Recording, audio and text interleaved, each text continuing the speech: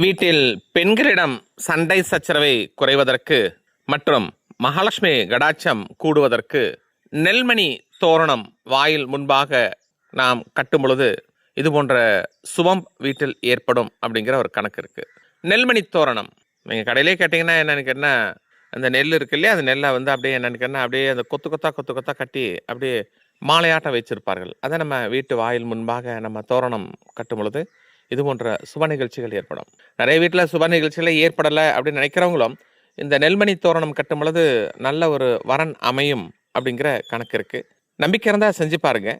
உங்கள் வீட்டில் அது போன்று செஞ்சு என்ன நடந்திருக்கு அப்படின்னு சொல்லிட்டு கமெண்ட் பாக்ஸில் கண்டிப்பாக கமெண்ட் பண்ணுங்கள். டாக்டர் ஏஎஸ் மகாஸ்ராஜன், மாவ சிவ.